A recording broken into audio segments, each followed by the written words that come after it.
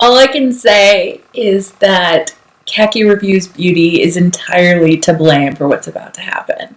Hi, my name is Courtney. Welcome to my channel. I'm a 44-year-old attorney, beauty junkie, product knowledge enthusiast, and I am super anxious about making this video. It's my very first YouTube beauty video. I dabbled in the dark arts of YouTube several years ago, and those videos have been privated for a long time. So I thought the best way to start would be to do a face with some of my project pan items from my various project pans. If you're following me on Instagram, I'm BarbieLaw06 over there, and I would love it if you would come follow me. I'm also Courtney Steered here, and you can subscribe if you would like, comment. I'm an excessive commenter, so anything you want to talk about.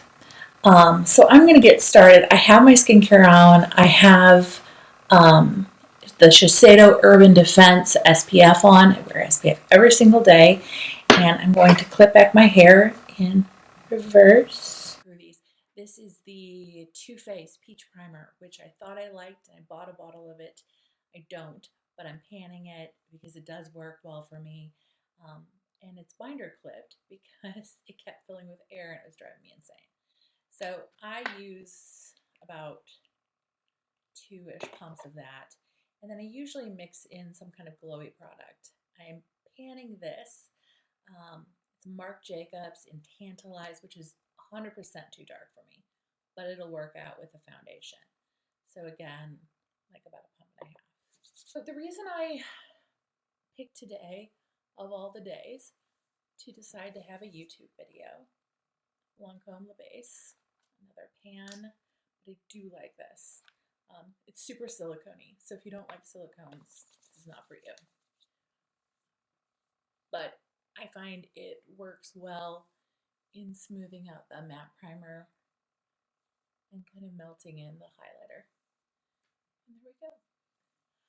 The reason I do something I have been asking for on a bunch of different channels, which is order a full face, which then turned into like a week of full faces of queer-owned beauty brands. I'm a lesbian, have been for a long time, married to my wife. We're very happily married, and there are some really interesting queer-owned beauty brands that either don't get talked about or they don't get talked about in the space of being a lesbian, bisexual, gay, transgender brand. And I think that informs a lot of the decisions that they make or the way they see beauty, and I think it's interesting. The industry, and yet it's kind of something where we don't talk about what it means to be gay or what our own spin on makeup and beauty might be or how we came to it. And it's very different for a lot of us. The different stereotypes that apply to different people in terms of beauty. I did not know until today but that a number of brands I really enjoy are owned by lesbian or bisexual women. And it's International Women's Day, so they're kind of all out in force, and it's really exciting to see for me. So I bought a lot of stuff. And then, since I bought a lot of stuff, I was like, I really want to talk about this stuff. And since I'm talking about it, I'm going to try taking this. I've seen this just like a tiny bit under my eyes and mixing it with my concealer and seeing what happens. Concealer is Dior Skin Forever Skin Correct, which I think is lovely for experienced under eyes. And you don't need a lot, and I like to blend this for sure with a brush. So I'm just going to use any old synthetic brush will do. Sometimes a fluffy one is better. And I don't have a denser one with me. So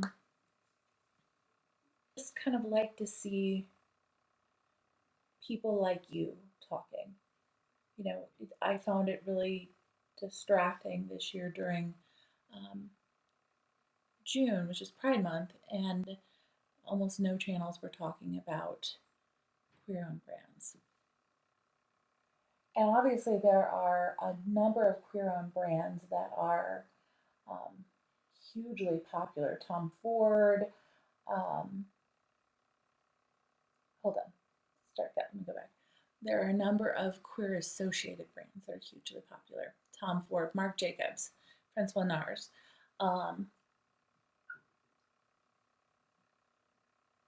among others that have sort of come and gone.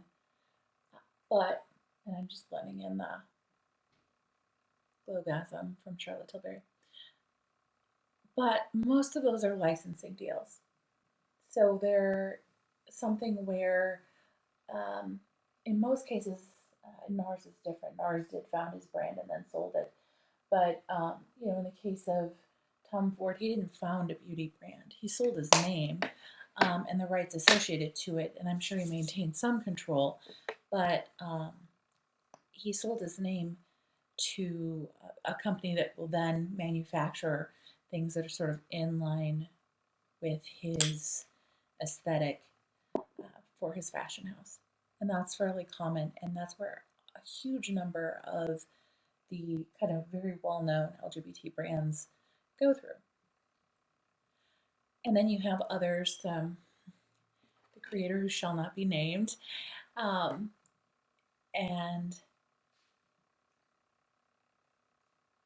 so a lot of people don't feel comfortable talking about that. I also think that some part of it is that either because of their generation, talking about people who are millennials for sure, they find it so normalized, or because they're in the beauty community and they find it so normalized, they don't think to talk about LGBT brands or LGBT issues or the effect of the pandemic on LGBT issues in terms of beauty and in terms of our beauty brands and things like that. So I kind of wanted to tackle that, but I also wanted to do things like talk more about my panning, which is a passion of mine. Talk more about different formulas in both luxury and indie brands, especially. I need to look at myself.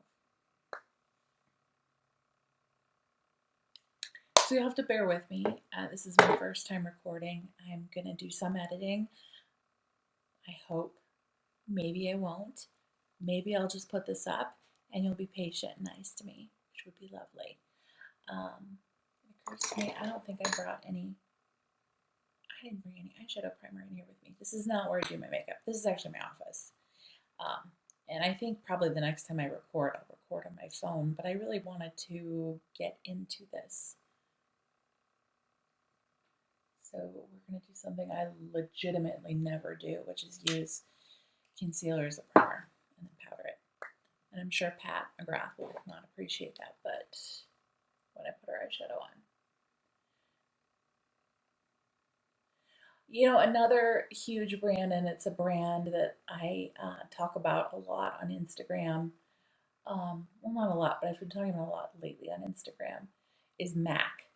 And MAC is sort of the reason why I've never been able to see myself going cruelty-free. And it's just simply because, to me, what MAC stood for when I was a teenager, when I went to the West Village store in 1996, and what it stood for and still stands for in places all over the world in terms of accessibility. Their new Harris Reed collection. I have to take this one out because it's driving me nuts.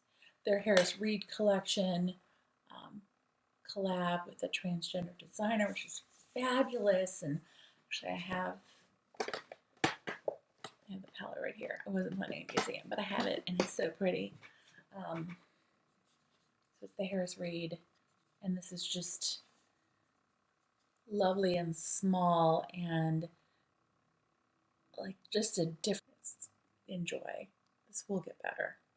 I hope this will get better in terms of MAC's recent releases. But I think the things that MAC does globally are so important.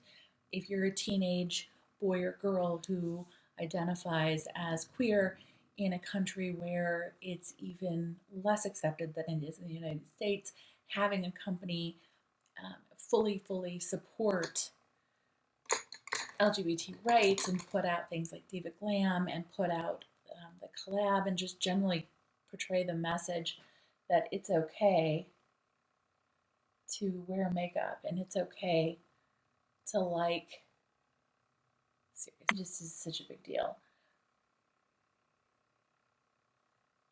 Like most brands, they make some decisions I disagree with, but I find that a lot of the good that they do outweighs the bad for me, or at least makes the bad something I feel like I need to tolerate.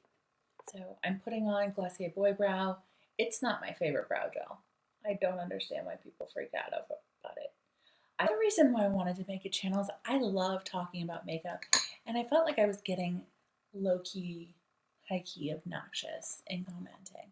And I thought maybe I just need to have my own place to talk and I would comment less.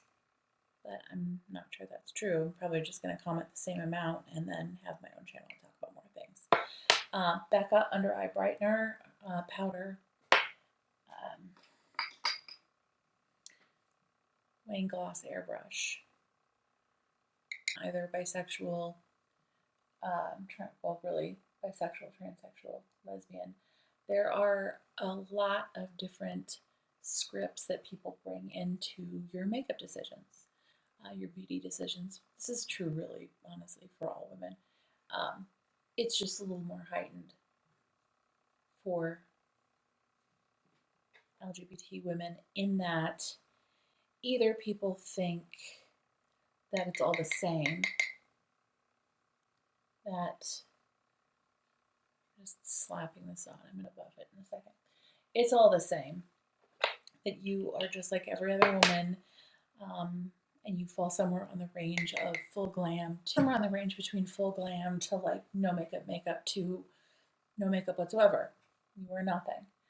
But within our particular, especially for lesbians, within our particular subculture, there's a lot of opinions about wearing makeup and what it says about your sexual orientation and the seriousness with which you take it, or what kind of lesbian it makes you.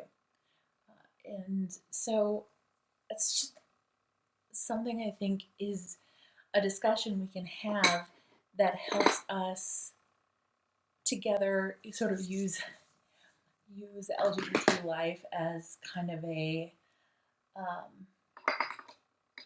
jumping off point to talk about how people of all sexes wear makeup and how they feel perceived. Look at this pan. Look. Can you believe this? This is... It's amazing. Hold on.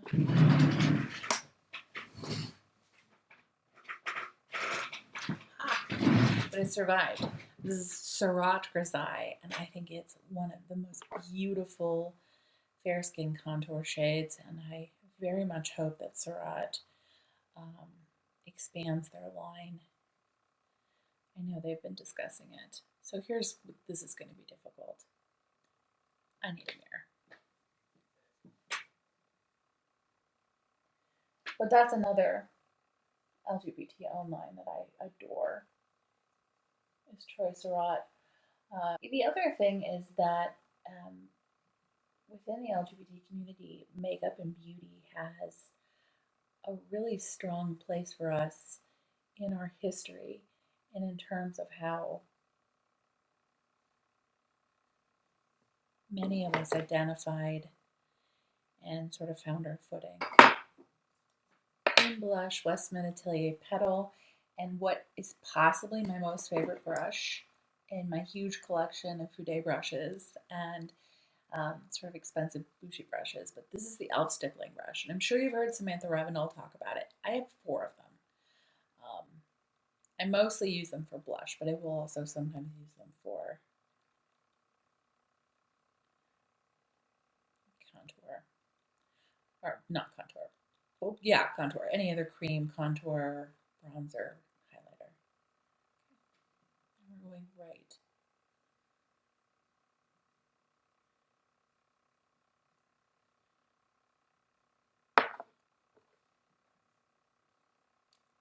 The number of times I will look in a mirror. And not like a ton of blush draping, but just like a little lift up the cheeks.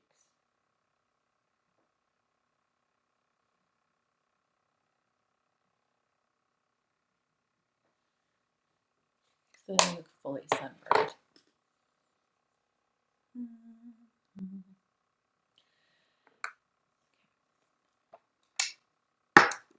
I'm going to take my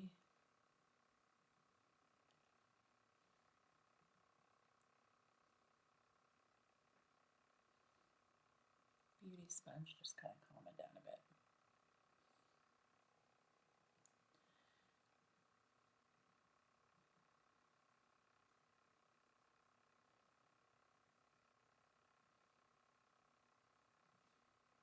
Good.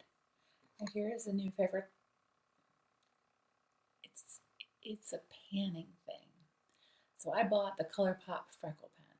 I didn't realize that Freck is in fact a queer-owned brand, and I did order the Freck, but for me this is a terrible undertone. It's too gray for my skin tone, and so it looks super fake, but it's great just as a way to finish it, to kind of mimic some brow hairs. So we're going to do that. And you can even things in looking at queer-owned beauty is that it tends to play to the stereotypes. So a lot of with a couple of exceptions, but a lot of the brands that are owned by either drag queens or gay men tend to be like over-the-top dramatic makeup, which I'm quite a fan of.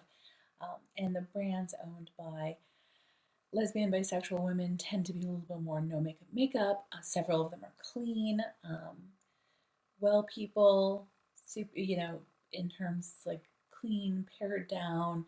And I feel like that is the interesting conversation, because it's a sort of assumption that like the people who are in beauty, who are queer, are kind of pushing at these examples. So I would love to see a lipstick lesbian brand. Pat McGrath, if you want to join the team, you just come on right over, because that's kind of what I'm thinking of when I say that. But it's also a matter of understanding the way makeup plays into our identity.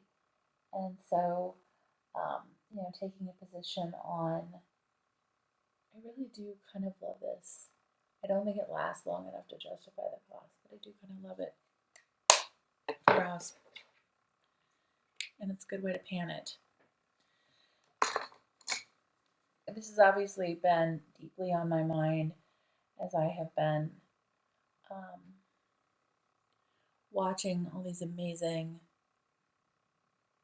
Black-owned brands get the recognition they deserve. How beauty relates to my own sort of group, and the ways in which it's informed my decision, and the ways in which it's honestly provided a safe space for me for many years, for many decades, to feel comfortable being who I am. Okay, so my main pan that palette right now is the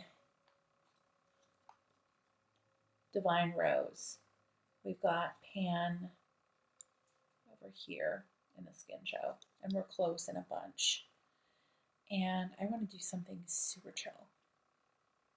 I think I'm going to take sort of my backup pan that palette, Natasha Denona Mini. But it's one of those things that I looked and was just not seeing. I wasn't seeing creators coming at makeup from this perspective. I wasn't seeing makeup companies self-identifying from this perspective. I was seeing magazine articles about queer-owned brands. And so that is what led me down the rabbit hole. On this particular Charlotte highlighter.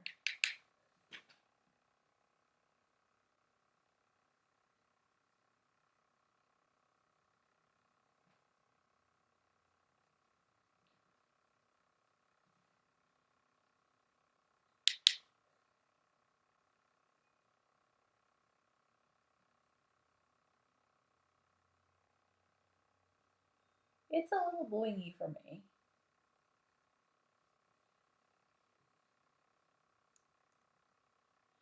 Is it because I have 3 other highlighters on? I mean, that's totally possible. Also, I adore this Wingrass Otters brush. I did not get the whole series. Look at that. I mean, if I were Jaclyn Hill in 2018, that would be fantastic. But I'm not. So I'm not sure I love it. Let's buff in some. So I'm taking this big Chikuhodo scroll brush. I'm just going to buff in. There we go. So I don't really, the thing is, I don't really know where this conversation about queer makeup goes. Does it lead us to sort of we need to stop making stereotypes about everyone? Does it lead it to we need to start having discussions about inclusivity in all ways, in all areas, including sexual orientation, gender orientation, age? I mean, obviously, I don't even understand why we're still talking about shade ranges. I don't understand why brands are not being responsive. I especially don't understand why luxury brands are not being responsive. My hair is dirty. It has leave-in conditioner in it. But I have a hard time telling what's going on with my face, with my hair like that, and braids. So we'll put it in the booth. I think some lower lash line. I'm going to take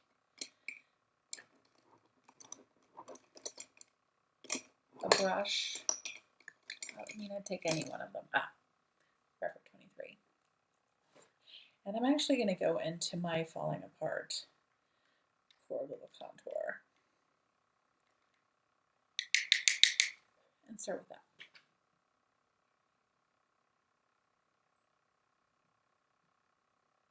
Because I often find that when I want definition on the lower lash line, I don't want a ton of powder. I don't want a ton of darkness. I don't want a ton of smoke. And then when I feel that way, either contour bronzer really gets it done.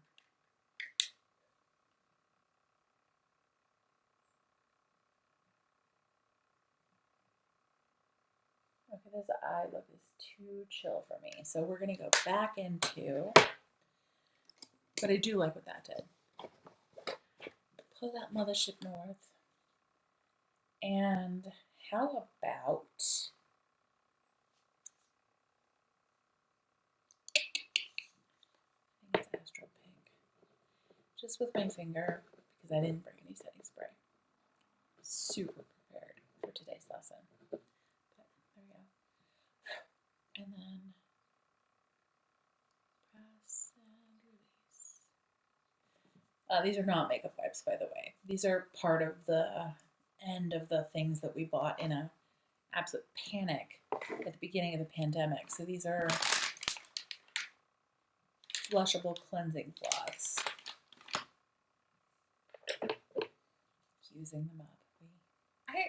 I picked this palette because I have 4 mothership palettes.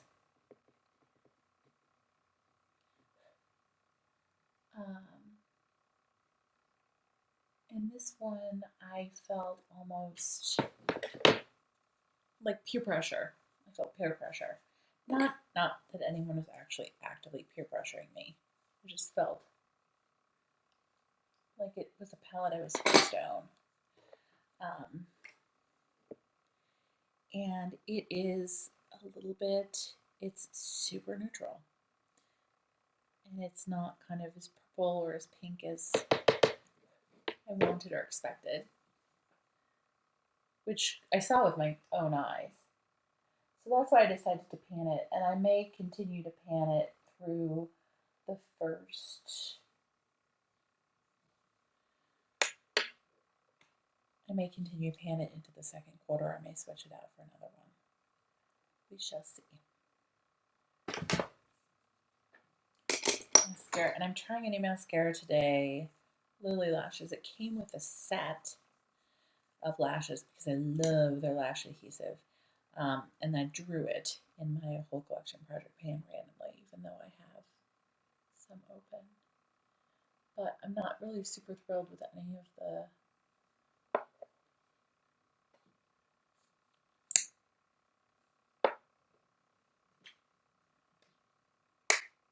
I like that.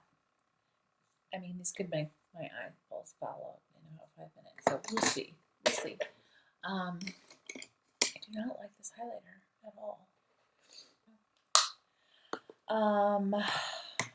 I am loving these Vive liners, and this one is in Bark, which is a super dark shade. But bear with me, hold on. So.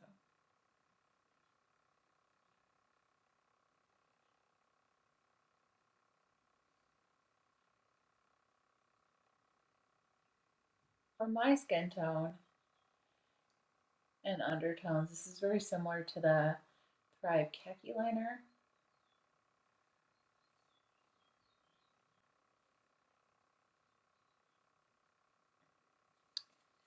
And it works really well as a contour. But hold on. Gucci, Hega the Orange, one of my favorite lipsticks of life. And I got it this year, and we were ready. You're ready. Who's we? My cat? I don't know. I am ready. That down this far. So, and I just think that's beautiful. I think it's beautiful.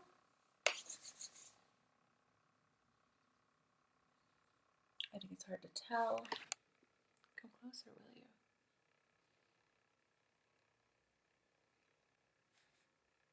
you? But that's it. Might put a little bit, another Project Pan Persona. My most favorite. My most favorite. Probably my most favorite product they make. Their Coral Gloss. Just like, I mean, personally, I would just slather it all over myself, but it could also just be really precise. And there we have full face of Project Pan makeup plus a highlighter I do not like. So let me give you my passing tip, since I don't have any kind of good conclusions about what it means to be a queer beauty channel. But let me give you a passing tip about what I do when I don't like a highlighter, particularly when it's in a palette or a duo or trio and I want to use it up. This is like not rocket science, right? I did not invent this. I definitely got this from at least 5 people saying what to do. But I'm going to tell you anyway because maybe this is helpful. So you'll see I've got a good dip going on the bronzer. And this is the mini. And I'm so glad about the mini because this is not my fave. And I love her bronzer formula and I love her other highlighter formula. But we're gonna get use out of it. So I will finish this up in my Project Pan. This, what I will do is I will take a small jar, like a leftover moisturizer jar, or you could use some Gladware, whatever you have, mason jar if you're feeling kitschy, any of those things all work. And I scrape a bunch off into, and then I add usually some kind of skincare moisturizer that I hate. Right now I'm using a neck cream from Strivectin that I think is awful. And I mix that in. Mix. Then I add like my Good Body Lotion. I'm a huge fan of the Drunk Elephant body lotion. It's one of the few Drunk Elephant products I still really like, because I've kind of had a, I'm just like weaning away as I finish products and moving on to other things. But I love that body moisture. Mix that in. Mix. Possibly add more. Possibly I'll add something like a finishing powder by the brand that shall not be named. And mix. And then I use that on my arms, on my chest. I'm sure at some point I might use it on my legs. But it's really great on my arms, particularly after I've self-tanned. And it evens it out and makes it easier for me to do Zoom calls from here without feeling so kind of exposed by my hyperpigmentation. So that's all I have for you today. I have coming, whenever the Postal Service decides to bring it, a pretty good size haul of queer-owned brands. I have Freck, I have Flower Beauty, shout out to Drew Barrymore for Team Bisexual. I have Well People, I have Lunar Beauty, which I'm really excited about. Really excited about this eyeliner I got from Freck. It's like vivid green.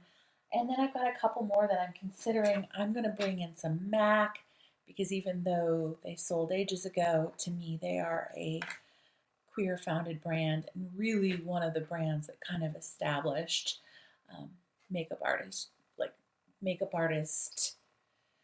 lines, and just kind of also established a safe place where, to be gay or weird or what have you. So I've got that stuff coming. I've got loads of project pans. I also have loads of work as a lawyer, so I will try and figure out some kind of a posting schedule, because I'm very type A, so that's the kind of thing I want to do. And once I do, I will let you know and keep you updated on Instagram, Barbie Law of 6.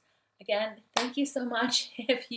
I'm definitely going to have to edit this, which means I'm definitely going to have to remember how to edit. But if you spent some time watching, thank you so much. I so appreciate it. Have a beautiful, lovely day and weekend. Assuming it's still the weekend when I post this, unclear. And thank you for putting up with my first time nerves, my bad lighting, my rambling, and also kind of my mission statement, which is just to be here to represent for Team Queer Beauty. So, bye guys. Thanks.